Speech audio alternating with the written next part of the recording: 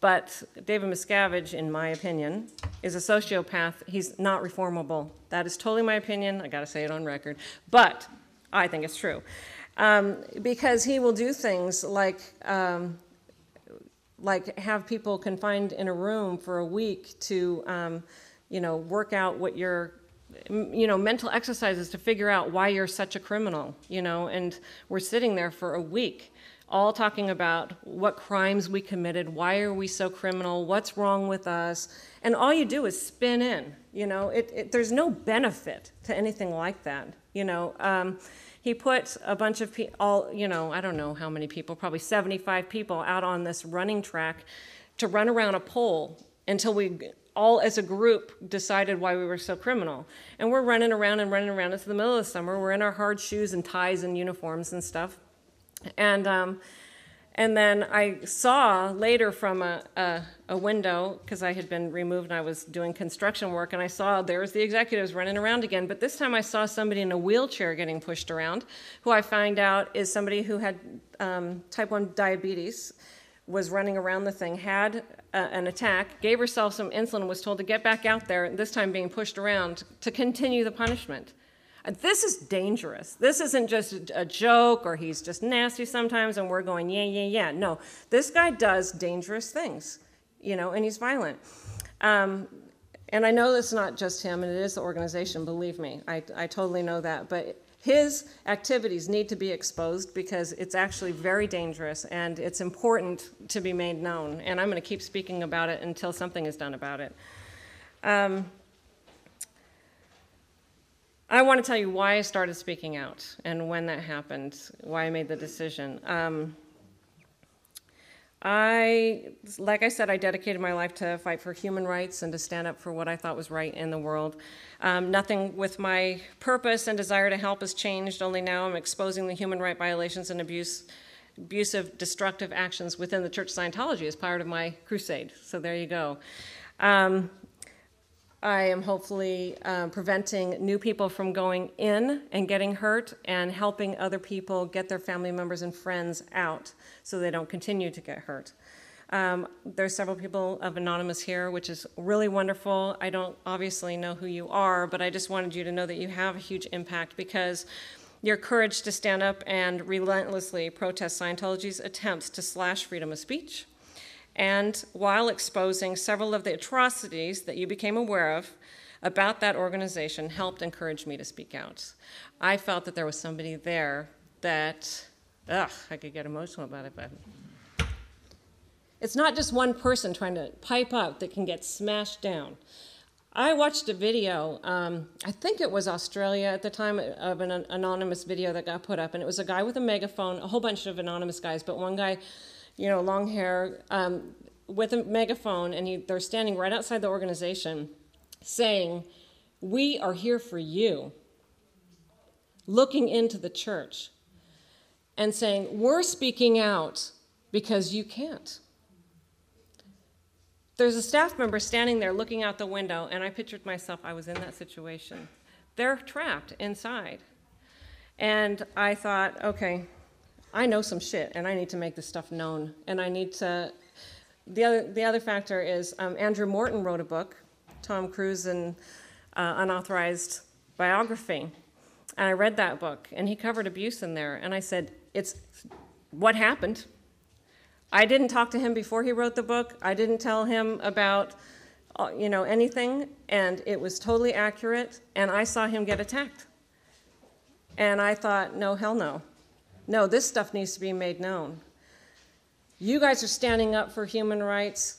He's writing about it and getting attacked, and Tom Davis saying, no, it didn't occur, and saying, no, family disconnection doesn't even occur. Oh, that got me, since I was right in the middle of the most sensitive situation with regards to family breakup imaginable. When I left in 2005, I endured almost 2 months of being under security watch, intensive security checking confessionals, eating rice and beans for breakfast, lunch, and dinner, and hard manual labor to, quote unquote, do the standard route out procedure so that I would not get declared, so that I could maintain contact with my family when I left. I did all of that. It got to the point where it was ridiculous, and we had to threaten. I left with my current husband now, Matt Pesh, because he said, if we're not out by noon tomorrow, I'm going to bust out, I'm going to grab Amy, we're going to get our bags, we're going to bust through security and walk out those gates, and the only way you can stop me is to shoot me in the head. So they did get us out by noon the next day. But it took 2 months of quote-unquote cooperating, signing everything that I had to sign that they wrote in my name, saying that I said blah and everything like that, all on video, so if in case I went out of line, they could use it against me. And then they handed me a suppressed person declare. And I go, okay, all right, so they're handing me about $150. That's all I had to my name. I'm supposed to restart in the world at age 42. No high school diploma, I didn't know how to drive, I never cooked before in my life, you know, I don't have a job resume, I don't know what I'm gonna do and what my credentials are gonna be. Yeah, Scientology management, good.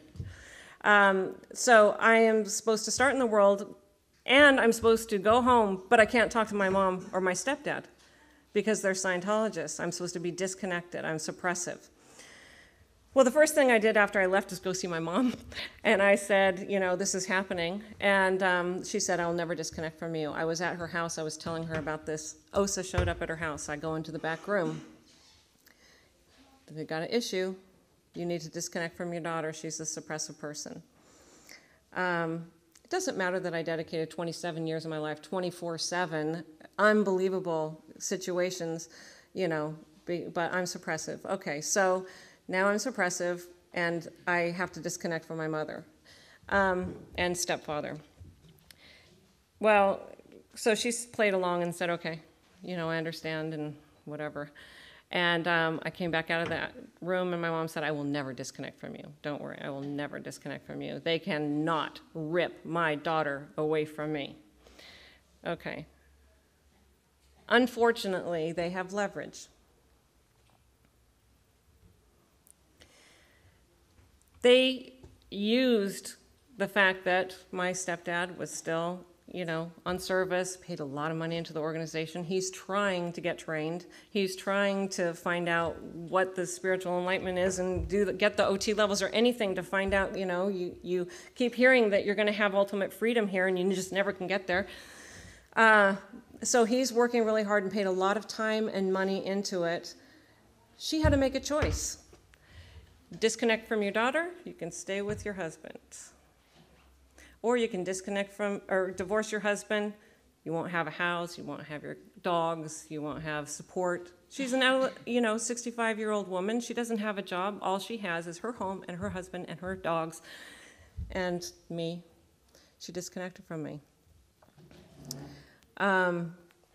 She took me up to the mountains up in Seattle, and we sat in the river on these chairs. She brought a bottle of wine and 2 glasses. Didn't know what was going on. And she said, I had to talk to you. She broke down and wept like you have not seen. I mean, I can't even describe it, and I'm really trying not to cry, really. I'm tough. I'm a tough person, but this is bad. They rip families apart, okay? Don't let anyone say otherwise. So she disconnected from me. That went on for a couple of months.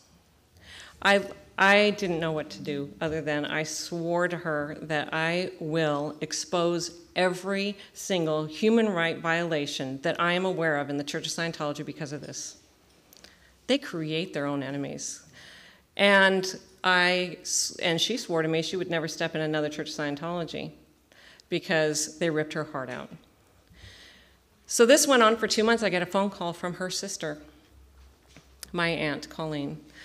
And she says, my mom is severely depressed, and she's worried about her safety because she's that depressed. So I said, that's it, they crossed the lines. The end of my book, you'll see, I said, the chains of the church are off and the gloves are going on, okay? Their human right violations are going to be exposed, and it's going to come to an end, one way or the other. They are going to reunite families, and they are going to stop the abuse, because it is against human rights, Okay, so that is my little pitch on that. Sorry, I didn't mean to deviate off of the entire subject.